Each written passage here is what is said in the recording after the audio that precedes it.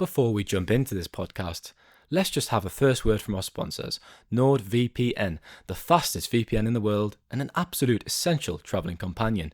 You can use NordVPN on 10 devices with just one account, easily switching your virtual location to access apps and websites in other countries.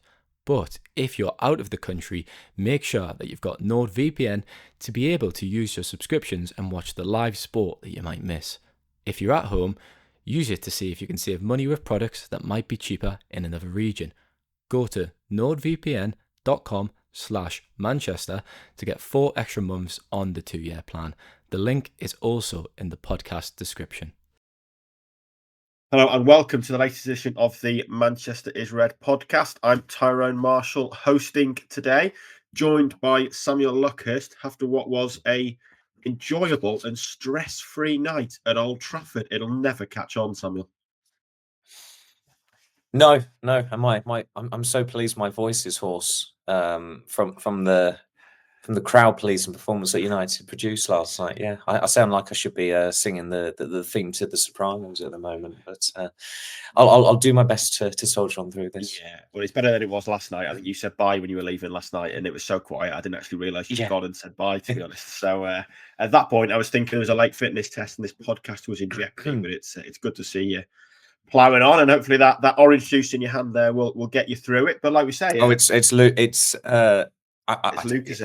It's Lucasade. Yeah, it's. I needed something fizzy. Someone suggested years ago that sparkling water was a decent remedy, but I don't have any sparkling water in. And my father suggested something like whiskey and milk, but I think whiskey. Did that work this morning?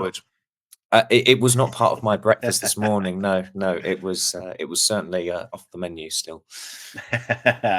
Other energy drinks are available, of course, beyond Lucasade, unless Lucasade wish to sponsor us, in which case it's the floor is yours, guys. But yeah, as we say, a good and encouraging and positive night at Old Trafford. That was, I mean, for me, that was the best performance yet, I think, under Amorim. United have looked good in a lot of games where they've been able to sit back deep and play on a counter. We saw that on Sunday in the second half against Arsenal. Saw it at City, at Arsenal in the FA Cup, at Anfield. But this time they had to make the running. They were the dominant team with the ball, and that is, I think, as enterprising as they've looked for me. I'd agree with that. I thought the two results last week were pretty. It was a progressive week last week against Sociedad and Arsenal. The performances weren't. I mean, they were far from perfect. The final 20 minutes against Sociedad, they could have lost that game. First half against Arsenal, they were pretty unwatchable. But it was a progressive week, given how they played in the first 70 minutes against Sociedad and then the second half against Arsenal. And the way they started last night, it would be daft if you weren't concerned. Really, I mean, it was so sloppy. But take that 10 minutes, the first 10 minutes out of it, and it was brilliant. And I think what will have been as pleasing as the final score is that Amorim has said repeatedly about, he's referred to the way of playing rather than the actual system that United play, and you know, trying to put the emphasis on this way of playing and how progressive they are on the ball. And Barada echoed that when I asked him about it during the stadium unveiling on Tuesday. And I thought last night that was the first time from probably start to finish, apart from those first 10 minutes, where you did see that. It's rare that United have scored at least 4 goals in a game this season. I think they'd only done it 3 times previously against Barnsley, Leicester and Everton, and those 3 managers have since sacked their manager, so the Real Sociedad manager might be on shaky ground now. But really, they could have scored more goals last night. And it's not a surprise that they didn't, because we know that they are a goal-shy side, and it's telling that the only player in the team who is truly clinical in front of goal got a hat-trick. Diogo Dalot took his goal very nicely as well. That just added a bit of gloss to it. But the way the game was going, I think that, you know, they'd missed so many chances. You thought that they'll probably just end up winning this 2-1 and going through, and there'll be an element of regret that they've not scored more goals and it's not a more handsome aggregate win. But in the end, a 5-2 aggregate win against a team who are not as good as it sounds, I suppose, a top half La Liga side, and their recent form in the league back in Spain has kind of I think they've lost against Real Madrid, Barcelona, and Sevilla in successive games, and the quality of La Liga is clearly not what it was. It does feel like it's a very closed shop there, but it's still very good going for United to have won like they did, with 11 players missing overall. I think 10 players injured, one not fully fit, Mason Mount, Chido Obi, of course, ineligible for the game. And for them for the expectation going into the game, for them still to win it, has to bode quite well, and they'll come up against a better team the next round in Lyon. And if they get past Lyon, Athletic Bilbao or Rangers, I mean, there's two very different teams there, and Athletic Bilbao is certainly the better of those two teams. But United should have a more senior squad available for the latter stages, unless their injury record regresses again. And the good thing about last night as well, I mean, there was a hell of a lot of positivity last night, but just so many positive stories, individual performances, never mind the collective effort of the team. So, you know, it's one that it was just a dream of, apart from those first 10 minutes, it was a dream of a night for United fans and for us as well as journalists, because we didn't have extra time to cover or any penalty shootouts. Absolutely. Well, we'll come on to a couple of those positive performances in a second then. I mean, just to what you mentioned there, the kind of shaky start, and it was noticeable. I think you said, you know, Real Sociedad showed more intent in 70 seconds than they did in the first 70 minutes last week. They were the better team for the opening 10 minutes. I thought the penalty was a penalty, and at that point, you kind of feared for United the way the game had gone, and they deserve credit for the way they fought back. And the quick equaliser, the quick penalty response helped. And I guess if we're talking about players, we've got to start again with Bruno, haven't we? A hat-trick, 28 goal involvements now in 43 games in a season like this is absolutely spectacular. He spoke in the mix zone afterwards. Just probably would have seen those quotes this morning. Some really interesting stuff, including that he had an offer to leave last summer and had to kind of had talks with Ineos about whether he was in their plans and what they had planned for the club. I mean, the question being asked regularly now is how would this team look without Fernandes in it? I mean, it seems that was a realistic prospect in the summer, and it is absolutely unthinkable to have this team without Fernandes. And for all the work that Amorim and Ineos probably need to do this summer, they are thankful that they have got a talisman and they have got a captain that they can build around. Well, you know you're doing something right when Jim Ratcliffe comes out and calls you a fabulous footballer, which is high praise indeed, given how he described some of Fernandes' teammates earlier in the week.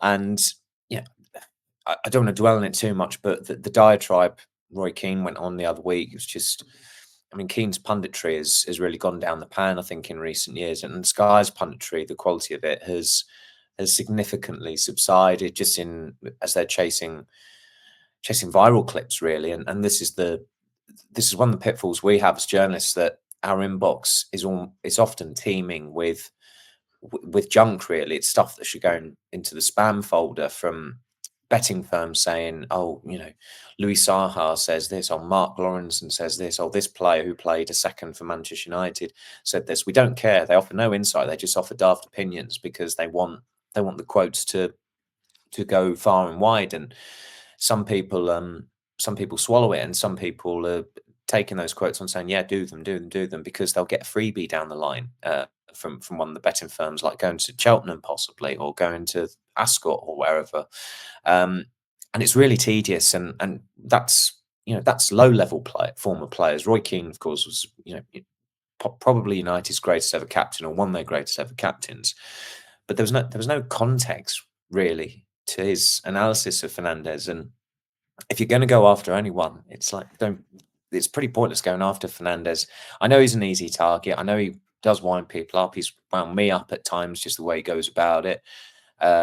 He's not perfect. I mean, Amorim called him a perfect captain last night, which was high praise indeed. I think that was maybe overdoing it a little bit, but you can't blame him for talking about him in those terms, because just look at his impact. His effect on that team is profound.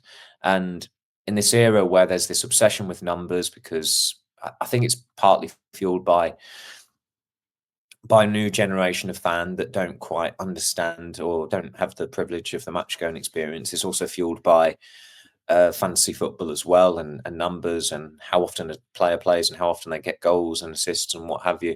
But Fernandes' availability is extraordinary. It's as much of a strength as the amount of goals he scores. And really just focusing on the numbers with him, I think it does him a disservice. I mean, he's he's got 15 goals now this season, which is as many as he got last season, which is his joint second highest haul for United. And to have done that in two of their worst teams in 51 years, probably, that just shows you what an exceptional footballer he is. And I can understand why City didn't go for him in 2019. I can understand why Liverpool had to look at him and decided not to. And I can completely see why United felt they absolutely needed him when they did, because if they hadn't signed him, they wouldn't have qualified for the Champions League that season under Ole Gunnar Solskjaer. He made the difference, so much so that he made his debut in February and ended up winning the Smack Busby Player of the Year award for that season, and deservedly so. And that statue will be staying in his house for another year as well after this season. I think the only competition he probably would have had was from Ahmad, but unfortunately for him, he got injured. And since Ahmad has fallen out of the team, look how Fernandes has stepped up to try and fill that void in attack. And he's not even playing in attack; he's playing as one of the midfielders. But sometimes when we have to pick our personal team for the weekend, he's always listing the midfielders, which is technically true, but he's as much of an attacker as a midfielder in that team. He's just because of the influence he has on it, and he's the, as I said earlier, I think it was in my piece last night or a tweet, when he scored that third goal and he was played in, you knew there was only one place the ball was going there. If it was Fernandes playing it into Højlund or Xerxes or Garnacho, you wouldn't be confident of them scoring. With Fernandes, you are confident because he's the one player in that squad who is properly clinical and is consistently clinical, and he's someone that they can rely on. And I got caned by a staff member at United last year when I wrote that there were doubts among the players that he would stay. And then I was told by them this week, cognitive dissonance on their behalf, possibly that, the decision could have gone one of two ways, whether he's staying or going in the summer. And then, of course, Fernandes told you last night in the mix zone that he had an option to leave as well. And I don't think anyone would have begrudged him if he'd left then. I'm not too sure he'd have been staying in Europe. I think, reading between the lines there, it sounds like it might have been an offer from the Saudi Pro League, but and that's why he got a pay rise, and there was only 1 year added to his contract. But there were European clubs keen on him as well, and he is a player that the elite European clubs would still look at and think, okay, he's 30 and what have you, and these are the cons, but the pros outweigh the cons, and he could have a big impact on our team still. So United are very, very lucky to have him. I think George said at the start of the week, if you took his goals out of the team, they would be 17th. And that feels about right. It feels about right that without Fernandes, United would actually be relegation fodder, and they would be in a relegation dogfight. Yeah, nice for a United player to have a pay rise and continue to perform on the pitch as well. Far too often we've seen the opposite of that in recent years. And like I say, his role has changed under Amorim. He's become this deeper midfielder. He's setting the tempo in a way, but still scoring the goals. And just a brilliant player. I mean, I put it to him last night that he deserves more than the 2 trophies he's won, and he should be impatient for this club to deliver success, because he's given his best years to United, and he's not got what he deserved back when he's been the outstanding player now for 5 years. And like I say, he's going to win that Sir Busby Award for the 4th time this summer. And it's a good job he is scoring goals, because the forwards aren't. I was watching the warm-up last night. United do some interesting things in the warm-up now. We've talked about the set piece. Defending, they do in the warm-up. They do quite a bit of open play attacking as well with kind of the attackers and Fernandes and the wing-backs. And almost, it feels almost like they're just freestyling, really. And a couple of times, Højlund scored brilliant goals in front of the Stratford end in the warm-up last night. Really crisp, left-footed finishes, across goal, right into the corner. And I was watching it thinking he really can finish. And I don't feel like there's been many doubts about his finishing. He just doesn't get the chances. And again, last night, I thought his general play was so much better than it has been recently. He was strong. He was harshly penalised early on after he made one really good run. Yeah, but he did miss 2 pretty good chances, the second of which was a wild swing with his right foot. It feels like he's getting better at the moment, and he is starting to find some form again. But he is just a player that desperately needs a goal, isn't he? I mean, I did capture footage of him last week during the warm-up, scoring with a header, and it was a very good header as well, like quite a way away, not really close to the near post, little bit further away from it, but then he just flicked it on, guided it right into the far post. And I think it was, I can't remember who said it, might have been Sai Bykovsky, who covers City, said that Aguero during warm-ups for City, when they were doing finishing practice, he'd say he was awful. And then, of course, he goes on and he's the club's greatest ever goal scorer. And that's how it can work that way. So maybe Højlund just needs to be ballooning them into the stands and then wait until the game starts. But I'd thought for weeks he should have been dropped. One, because he wasn't scoring. Two, because there's a chance you'll get a reaction from the player. And I think United did get a reaction from him against Arsenal, even though he made a pig's ear of the opportunity where his first touch was poor and then Rice nicks the ball and he doesn't even get a shot off. You look at his movement for that opportunity where Collier went on the overlap and crossed towards the near post. It was the right run that he made there. And it was very good defending from Gabriel. And it reminded me of what Jermaine Defoe was talking about with Højlund after United lost at Spurs last month. And he said in his analysis, he was talking about Højlund's foot patterns and how they weren't quite right. And the foot patterns for that opportunity against Arsenal, they were right. And he was in the right place last night for Garnacho's square pass to win the penalty. As you said, he was very harshly penalised. I know he drew blood from the Sociedad player, but it wasn't a foul. You can, it is possible to draw blood from an opponent in football, and for it to not be a foul, it looked pretty innocuous. I think it was just unfortunate where he caught the guy, but I didn't think it was a free kick. That passage of play in the 31st minute where United, at 1-1, where United kept the ball, they were patiently playing, moving it, and then they started probing, and it's a nifty bit of play by Xerxes. He puts it across and Højlund steers it wide. It was such a pity it didn't go in because it was just a fabulous move. It would have been a great team goal. And it was a goal that, it was an opportunity Højlund should have taken. But you saw some other progress. I mean, Garnacho put a cross in for him that was blocked, and Højlund applauded it. And we've seen Højlund lose his rag with a few teammates recently. And he's lost his rag with Garnacho a couple of times as well. I mean, one time where I think it was the Southampton game, he teed up Garnacho for an easy chance, and Garnacho put it a fair way wide, and Højlund just gave him an absolute rollicking, which I don't think is necessarily the right way of going about it. In terms of, I'm all for players, taking on each other and squaring up to each other when it's warranted, but I don't think that was necessarily one of those instances. But you could sense then, and that was nearly 2 months ago, you could sense his frustration then, where he's not involved in a goal, whether it's scoring or creating a goal. He got the assist for Dalot last night, didn't he? I think he pulled the ball back to him, and I do kind of agree with what Ange Postecoglou said recently about assists being the most worthless stat in football. He's got half a point. I'd still maintain that it's this expected goals nonsense that people like you still like to reference from time to time.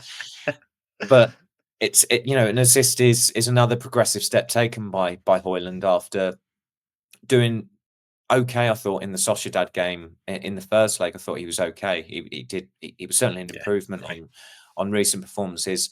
He did all right coming on against Arsenal, despite that opportunity that he botched. And then last night, it was by far and away his best game in months. You're going back to December, aren't you? Probably him coming on and winning the game against Pilsen. The last time you could say he played anywhere near that as well as that. And in terms of the overall performance, I'd have said last night was better than the Pilsen game, because the Pilsen game just hinged on him taking a couple of chances. But ideally, you'd sacrifice a striker's overall performance if they're banging the goal, if they're putting 1 or 2 goals in every game, and that's what he's got to do. But it is, unfortunately for him, it's now 21 games without a goal. Yeah, absolutely. He needs that goal, and he needs it quickly. A few more that I thought Joshua Xerxes was excellent. Looks so much better as a number 10. Yeah. I thought Casemiro was really good. Feels a bit like he could become this Europa League specialist, depending on how long this run goes on. I thought it was obvious last week that kind of the slower pace of these games suits him more than Premier League games. Amorim said he was really tired at the end last night, and you can see him kind of being kept in cotton wool now for Lyon games, because it does feel like these games suit him. He can show his class, and he remains a superb passer of the ball and probably underrated in that regard. But the 2 new signings, Aidan Heaven and Patrick Dorgu, I thought Heaven was excellent again. Dorgu looks good. In a way, is that encouraging as well that United have signed 2 players in January one very cheap and opportunistic in heaven. Dorgu, one that, I mean, in December I'd never heard of him, but someone who looks like a good fit for Amarim's system. And in terms of signing specialists going forward, the fact that those two have come in and look good, a lot of players in this squad have got baggage with what's happened in recent years. It feels encouraging. They've signed two players without baggage who have come in and started to perform immediately under Amarim. And they've not overspent on either of them either. And I thought when the team dropped and Heaven was in over Lindelof, I thought that's great news for United, because Lindelof, it's no disrespect to him, he's outstayed his welcome by about 4 or 5 years. And that's not his fault. That's the idiocy of Ed Woodward and Matt Judge giving him a new contract, a maximum 6-year contract, when he wasn't even halfway through a maximum 5-year contract.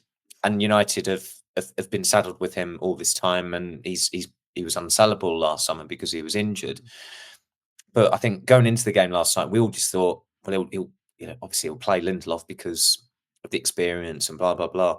But I thought it was a really progressive measure to put Heaven in, an 18-year-old who was starting his first career game in United's biggest game in years, easily, given what was riding on it.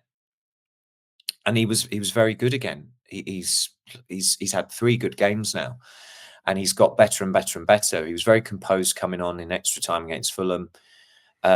You saw a bit of steel about him in the second half against Arsenal, and he really helped underpin that good second half performance from United, where they were very creative. They had the opportunities at 1-0 and at 1-1 to have possibly won that game.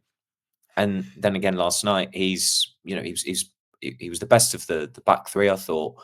And I know Sociedad really didn't offer much in the second half in particular, and of course they were reduced to 10 men as well. But given that this is a lad who was quite feeble when Højlund rolled him in the friendly between United and Arsenal in pre-season back in July in Los Angeles, when he was only a 17-year-old, and less than 8 months later he's starting for United in quite a high pressure European tie that did not have the pyrotechnics to match it. I think it's safe to say last night it looked more like a gender reveal. It was a gender reveal malfunction pre-match. I think it was £5,000 wasted on that. I'm sure Sir Jim Ratcliffe will be questioning the pennies that have not looked after the pounds with that display. But if the pyrotechnics didn't exactly befit the occasion, the performances of certain individuals did, and it's going to be really encouraging for United that they've made these 2 signings the first time they start together. In the same 11, they have their best performance probably of the season overall, never mind under Amarim. And Dorgu really did take the game away from Sociedad by winning the penalty, by getting the guy sent off as well. He's not afraid to have a shot, and he had lots of shots, but didn't have a lot of joy there. There's little conviction about him, but there's a ceiling there. There are attributes, very raw attributes to work with, and I'd say his first half last night was quite respectable, and then the second half he was a lot better. And he's had pretty drastic peaks and troughs so far with United, making a debut, doing okay, but then being taken off at half time. Quite consistent. In fact, the most consistent performer at Everton, then getting sent off and having given away a goal pretty much as well against Ipswich, 3-game ban, but then having a very good performance again in a high pressure circumstances against Sociedad in the Europa League. And really, this has got to be, United have got to look at this and think ahead of the summer. They've got to continue to operate that way with recruitment, that you're making signings who they can play multiple systems. They are aligned with what you want going forward, and there's clearly a thread in terms of the recruitment strategy there, and you're not overspending on them. I mean, Dorgu is, although it could rise to about £29 million, I think it is, in this era, it's pretty cost efficient signing for someone who is essentially a left back. But the remit, of course, for him is going to be to play as the left winger, and it's a pity for him that he won't be available for the game at the weekend, because I think everybody would ideally like to see United just keep an unchanged side for that match to try and maintain some momentum. But it was an impressive performance from him last night, and to have the humility to do a Robbie Fowler or Paolo Di Canio, for those of us who remember Premier League football in the 90s, and I think the Di Canio one might have been in 2000, to be that sporting when the game was not done and dusted. It felt like it was done and dusted, but it wasn't. And that's another admirable trait. When he spoke to us on, well, I say to us, I mean, he answered only a few questions. It's never ideal, these pre-match press conferences where the player is sat next to the manager, but his English is impeccable, as most Scandinavians' English is, and like, he's quite softly spoken, but there's real energy about him when he's playing, and there's an eagerness there as well. And he spoke well, and I'm sure he'll, his personality will grow the longer he's at United, and the more settled he becomes. Absolutely. Lyon in the quarterfinals then. I mean, I'll be honest, pretty sure I probably said it on a podcast, so I may as well be honest, and it's been recorded. A couple of weeks ago, I gave United no chance of winning this competition. I didn't give them much of a chance of beating Real Sociedad. But aside from that last 20 minutes in Spain, I thought they were really impressive across the two legs.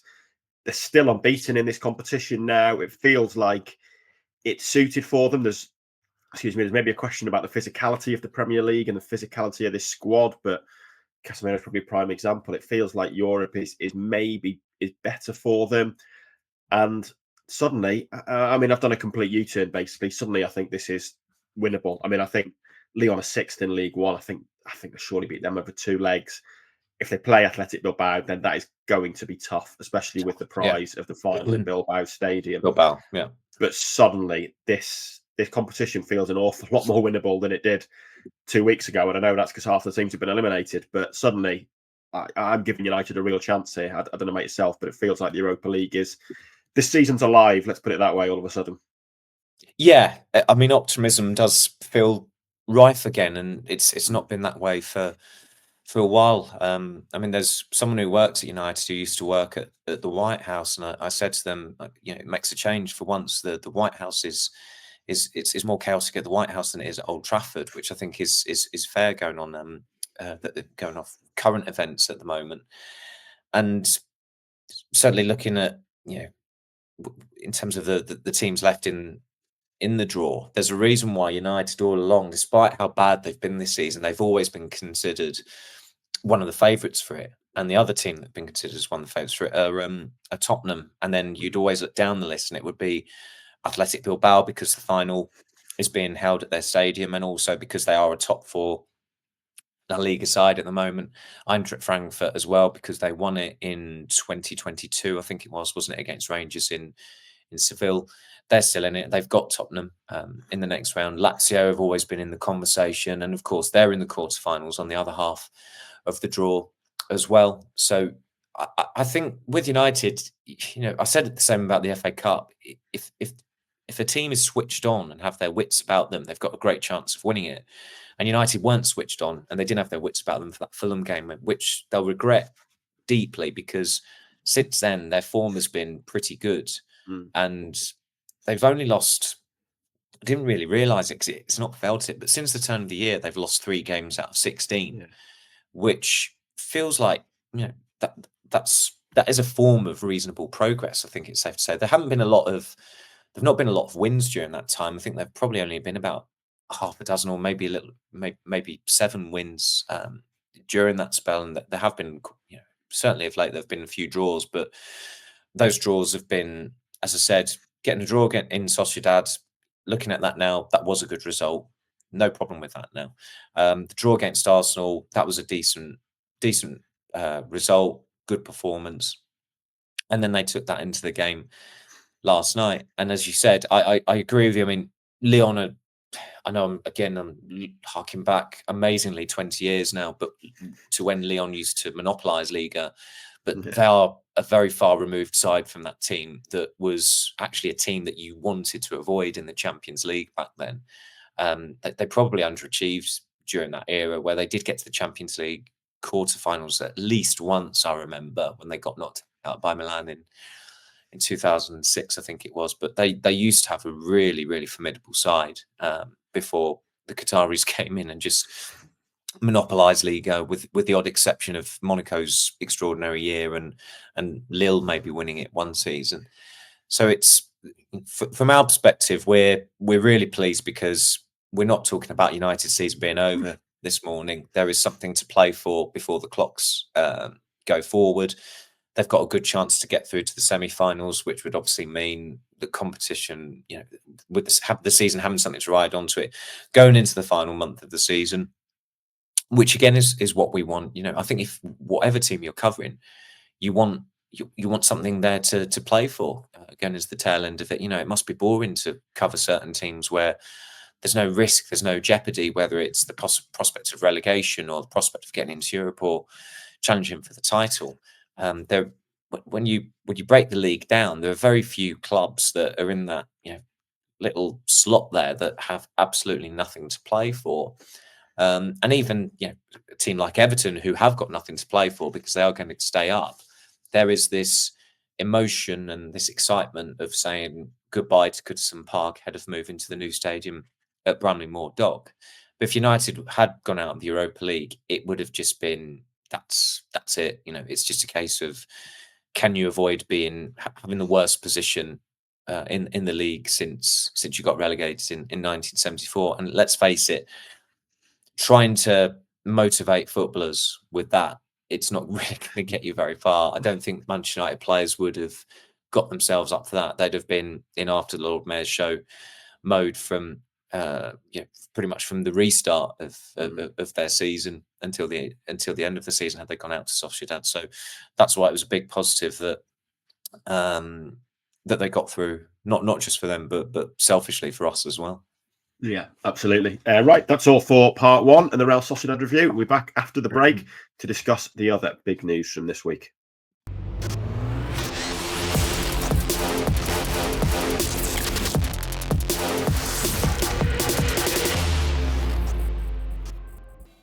Welcome back to the Manchester is Red podcast. Samuel, you were down in London on Tuesday then at Norman Foster's HQ for the unveiling of the new Old Trafford.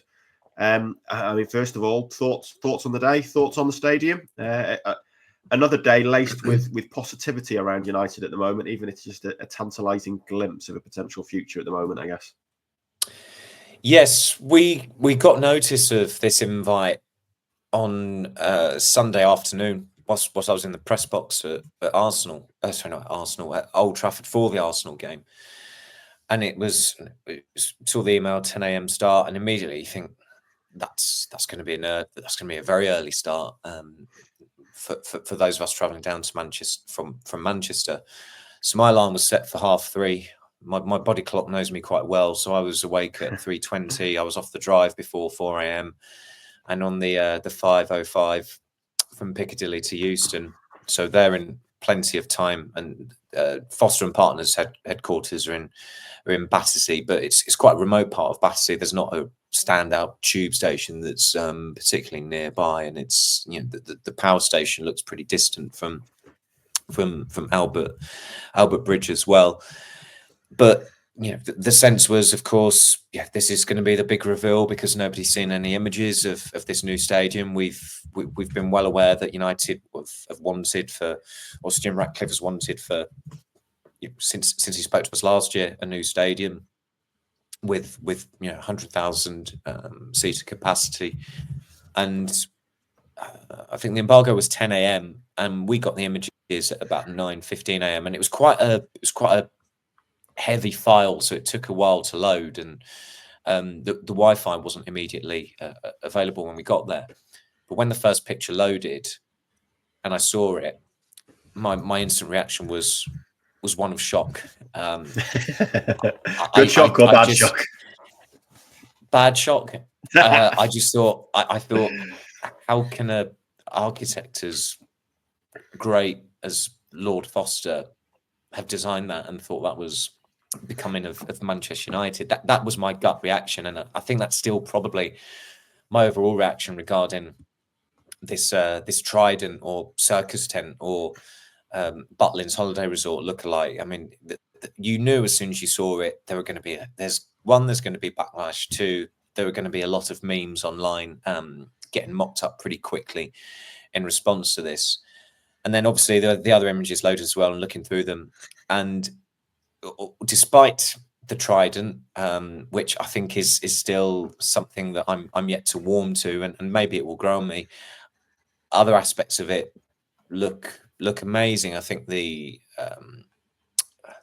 video giving you the view of what it would be like inside the stadium was really encouraging, in that the supporters were really close to the pitch, and I think Everton have done that with their stadium as well. Looking at some of the footage, it looks quite condensed, which is what you want if you want to generate an atmosphere, which is going to be tricky when you've got 100,000 in there, and a lot of them are going to be, let's face it, they're going to be tourists. They're going to be quite casual fans. They're going to be people who will just want to hoover up all the products there, and you know, they're not exactly going to be singing the songs, but I'm sure United will you know, try and find a way of, you know, having those who've sat or stood together for years still in with each other and with their friends and what have you, to try and ensure that there is a good atmosphere.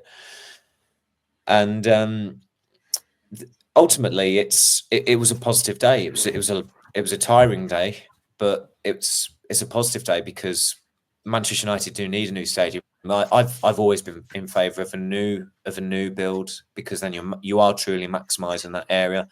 I completely, you know, in terms of the new build, it always had to be on the same site. I don't think they'd have ever got away with moving from Old Trafford. I don't think they should be moving away from Old Trafford, and that's the right thing to do.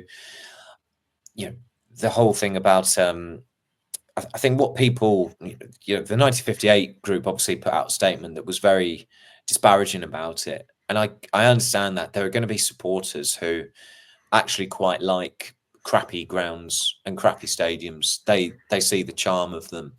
I mean, you go to Ellen Road, and the toilets there on the for supporters, that the urinals look like they've been there since the days of Billy Bremner and Norman Hunter. It is pretty decrepit, but I love going to Ellen Road because it's a boisterous atmosphere. It is intense. It's tribal.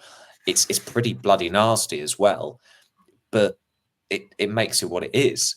And I love Fulham because it's quaint and it's picturesque, and it's by the Thames. It's a lovely walk from Putney Road tube station.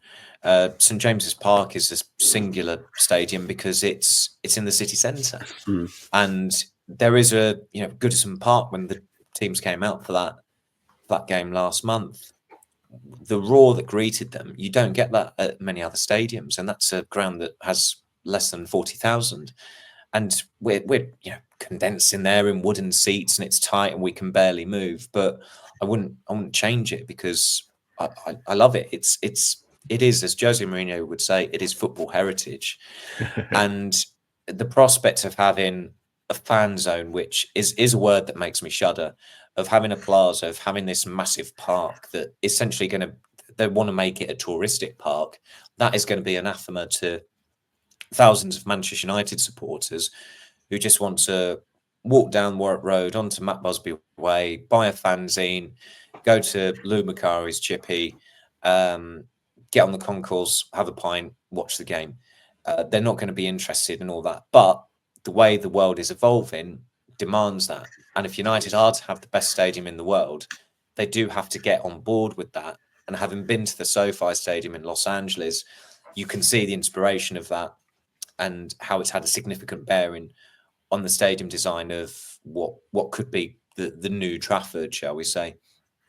Because that area of Los Angeles, in Inglewood, I think it might be, is otherworldly. I mean, the stadium is amazing. And also, I think what you have to bear in mind with American stadia is that there's not a fan culture with American sports teams to rival, or it's so far removed from the fan culture in England with football teams. You hardly have that heritage or tradition. You maybe have it with some of the baseball teams, like the Yankees or the Red Sox. I'm not professing to be an authority on either, but it is very, very different from English teams. And you can get away with that out there. They don't care if it's called FedEx Field or the Mercedes-Benz Stadium or things like that. That is American culture, really. That's kind of like the you know, a modernized version of the American dream, if you like. And you know, I think Atlanta United play in the Mercedes-Benz Stadium, and they have the highest. They've got the most number of season tickets in the MLS, because they've tapped into an area where there's real appetite for soccer. But United are going to have to get the balance right with this stadium if they do get spades in the ground, if they do get permission to do that design.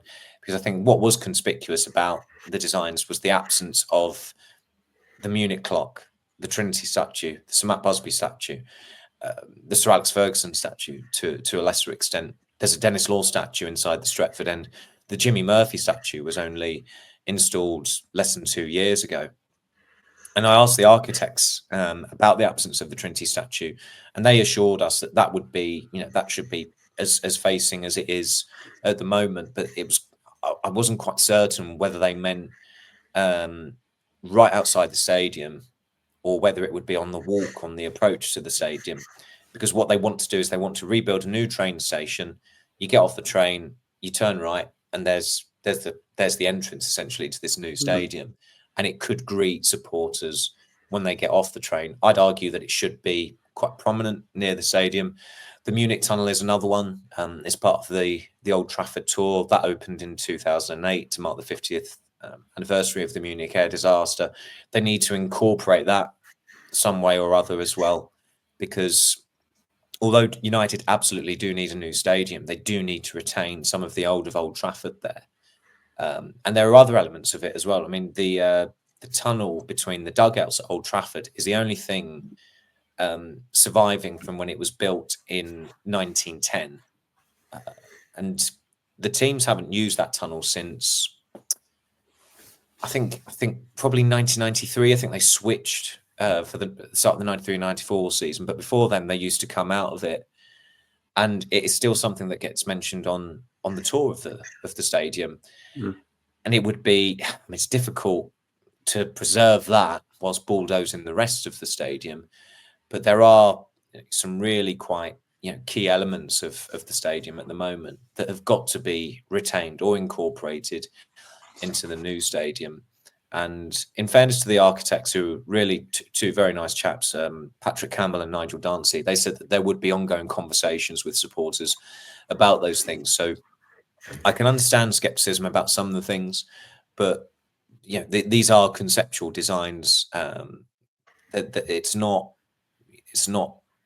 absolutely going to appear the way it appears in those images that were released this week, and the virtual reality videos as well.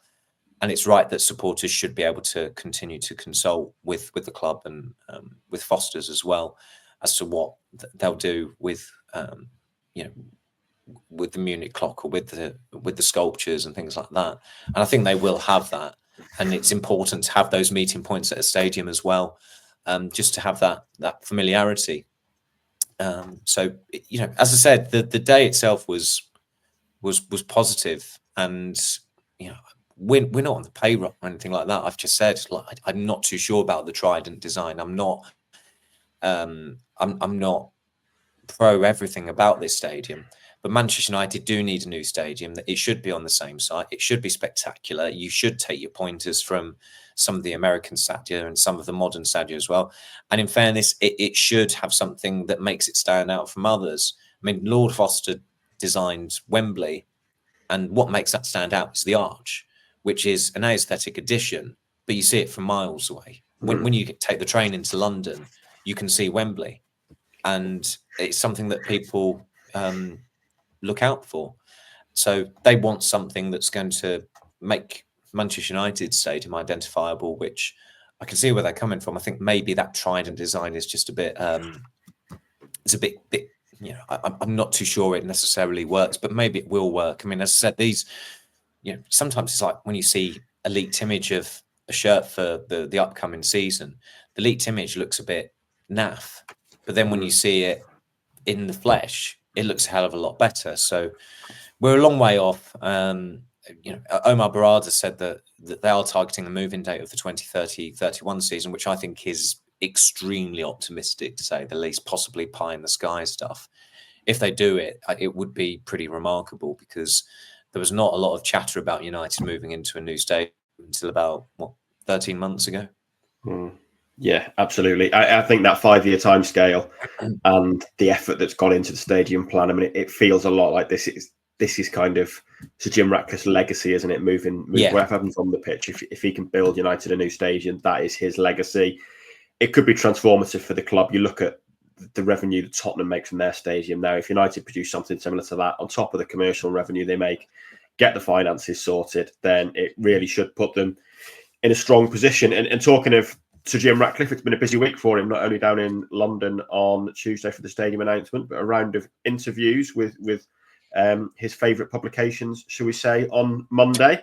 I mean, credit to him for talking when the Glazers have stayed utterly silent, and credit to him for talking a day after protests and chants against him and some unsavoury chants comparing him to the Glazers that we've heard plenty of times now. At least he is talking. I don't find every answer convincing, to be honest, but it's good to see him shaping up. I was going to say, what did you make of the interviews? I guess the one thing to mention as well is the one that attracted headlines is probably the comment about some players being overpaid and not good enough, which Bruno Fernandes was asked about last night. I mean, in that answer, you mentioned before that Ratcliffe went on to talk positively about Fernandes, but Fernandes kind of had a pop back last night and said it's not nice to hear for players, and did make the point that the club gave us these contracts. Every player negotiates their contract and the club gives them what they think they're worth. So it's kind of on the club rather than the players to a certain degree. Well, you do have to prove yourself.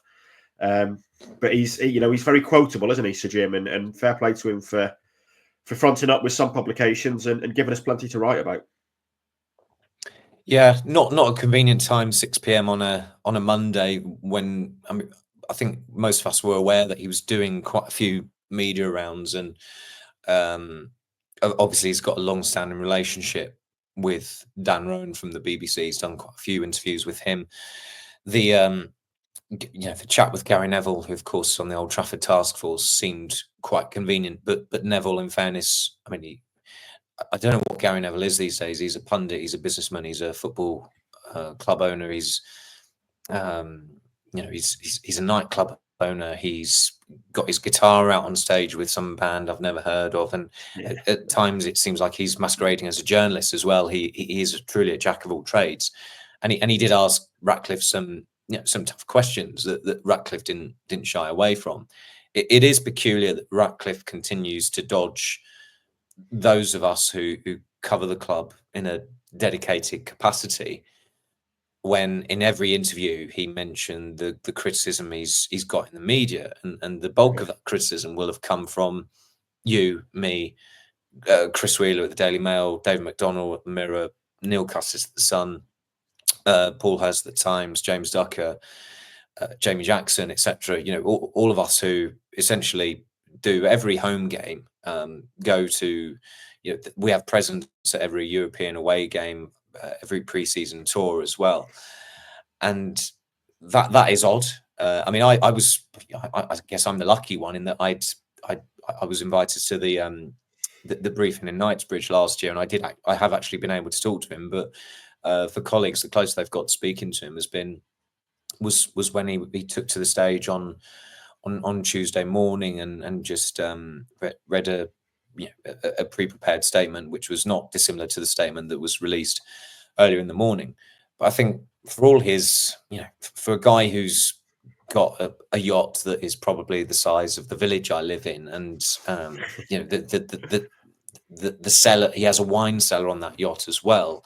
There are times where he seems like quite an earthy individual, which is a strange thing to say about someone who is a multi-billionaire and has all these ventures, and at times he's a cross between Sir Richard Branson, Hank Scorpio from The Simpsons.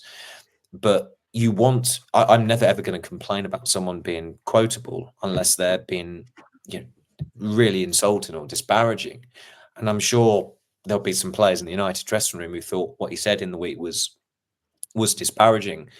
And it is very, very rare that a football club owner or co-owner does name names when it comes to wretched recruitment.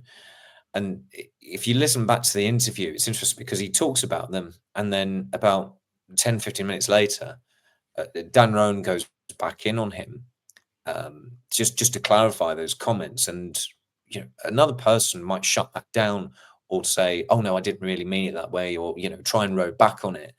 And Ratcliffe didn't. He continued. He made it plain and clear that he thought Onana, Anthony, Højlund, Casemiro, Sancho, they're either overpaid or not good enough. And it must be a wrench for them that they've got some questionable players that they are still effectively paying for, because the instalments are due from the transfer fees that were agreed 2 or 3 years ago this summer. And that's what he's talking about. We have to pay £17 million for Anthony again in the summer and what have you. And of course, it was in the BBC interview where he referred to Fernandes and said what a fabulous footballer he is, and how they could do with more players like him. But he needed, I suppose, from his perspective, he felt the need to go on a PR offensive, because he's being called the worst word possible quite often during games by supporters. He's being bracketed with the Glazers. He does need to try and, whilst also keeping on side with the Glazers, he also needs to remove himself from them. And by actually giving interviews, he's doing something that Joel Glazer has not done since his May 2005 interview with MUTV when his family took over Manchester United, and he promised that he would communicate, and he never has, apart from on these fans advisory boards, which I think some supporters are pretty skeptical of, where there are NDAs, and you see some of the members of these fans advisory boards getting invited into the director's box at Old Trafford, and all of a sudden you take a step back and you think, is that all?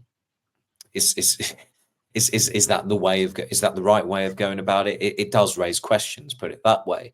But Ratcliffe has communicated, and he, at least he was. There was no, apart from the Ashworth issue, there was no real.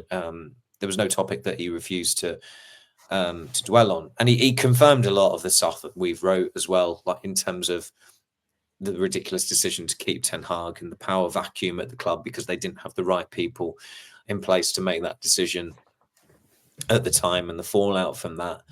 But also the backing for Amorim. I thought that will be very much welcomed by supporters, and he should be backing him, because the time that he came in, it would be ridiculous to question his future. I don't think any of us have done that, and I don't think any of us would have done that even if United got relegated, because the man needs time to be able to adjust things, change things, and I think that there's a lot of goodwill towards Amorim from those who've appointed him, as you'd expect, because they are the guys responsible for appointing him. But for Ratcliffe to come out and say it publicly, it's not the dreaded vote of confidence that Massimo Moratti used to give an Inter Milan coach before he fired them a week later. It's very, very different. And overall, the way obviously there's a game to end the week on Sunday, but it's been a very positive and exciting week for United. I think you see the stadium and the plans for it, and okay, it's imperfect, but it's a big step in the right direction. And that is Ratcliffe's doing, for all his faults. I think he's to want to build a stadium, and a new stadium is absolutely the right thing to do, and it's befitting of Manchester United. And the team have just had their best performance and best result of the season in their biggest game of the season. So for now, it's happy days for them. Yeah, you mentioned a game to finish the week with there, and then a 2.5 week break. I mean, we're 53 minutes into this podcast, and I think this is the first time anyone has uttered the word Leicester. It feels like a bit of a non-event, given Leicester are clearly doomed. But United have been improving. I mean, let's have a quick one question preview of the game then. Are we expecting, it's away from home as well, are we expecting United to continue those signs of improvement and get the win? There's obviously not a lot that can be done in terms of squad-wise and fitness-wise and players returning, but the way they've played in those 2 games this week would point towards an away win, wouldn't it? Yes. Leicester have lost 6 on the spin. It feels like they've lost almost every game they've played under Ruud van Nistelrooy since he came in early December. I think they've only had two Premier League wins, and the rest of those games, I'm pretty sure they've lost almost all of them. Maybe I seem to remember they came from behind to draw against Brighton. That might have been one of his early games as well. But they are, they're a dead team walking, if you like. They've had some tight defeats, I suppose. I remember watching them against City. Might have been around the turn of the year, and they actually played quite well, but they still ended up losing the game. And they've not really used any of these performances to kick on, and they've had some real bad ones of late as well. I mean, the Brentford one on the Friday night, that felt like it was the kind of result and performance that would get a manager sacked. But obviously we're looking at it from the outside, but it feels like Leicester fans, they're not necessarily pinning it on Van Nistelrooy. It's more the players, it's more the hierarchy, the sporting director, and the lack of signings, the lack of the inactivity, the inertia, if you like, to actually do anything about a squad that really needed a lot of work doing if it was to survive and not get relegated. But they are going to go down. I think it's been known for a good while now that the three teams who got promoted are going to go straight back down to the Championship, which you don't want to happen every year. I mean, there is a familiarity about the teams who come up. I mean, you look at the three best teams in the Championship, and it's probably Burnley, Sheffield United and Leeds United. And of course, they have all been in the Premier League in recent years, and there is an element of some of those clubs becoming yo-yo clubs as well. You do want someone different every now and then, which I think is why Ipswich was such a welcome addition, where it was their first season in the Premier League since they were relegated since 2022. But there's not been a great deal of variety otherwise in recent years. It's felt like when Sheffield United came up, I think they did offer that, and Bramall Lane is it's a brilliant ground to go to. It generates, certainly when they were in the Premier League, I thought it generated one of the best atmospheres in the top flight. But now they've become a bit of a yo-yo team, and you don't necessarily look forward to that game as much if they were to come up, because they've been up and down, up and down, up and down. And certainly if Norwich have the temerity to break into the playoffs, they are one team I do not want coming out whatsoever. No, with the greatest of respect to Delia Smith and the people of Norfolk, apart from Liz Truss, I might add. I mean, that's a quote. That's the kind of, staying on brand there, that's the kind of thing that Alan Partridge would say, isn't it? And I think my voice isn't necessarily helping.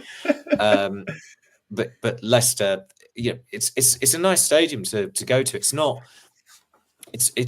like the most atmospheric, to say the least. I mean, the plastic happy clappers do my nuts in, but the people there are really, really, really welcoming. I hope the lady who escorts us to our press seats is still working there, because she's probably the friendliest person you could ever meet in press at any ground in the top flight. She's always a delight to speak to and interact with. Yeah, absolutely. I hope the cakes are being served again. A fantastic chocolate orange cake at Leicester, which is Rich Fay will be very, very excited. In fact, I think Rich Fay is excited. Keep an eye on his Instagram for his cake content at pretty much in half time, I would say. But yeah, that's as good a reason as any to keep them in the Premier League. And I will be enjoying a chocolate orange cake pre-match, and maybe even at half time, depending on how things go. But we've done 57 minutes, Samuel, and you're talking about Liz Truss. So I think that's probably a good a time as any to let people get on with their day. Thank you for your time today.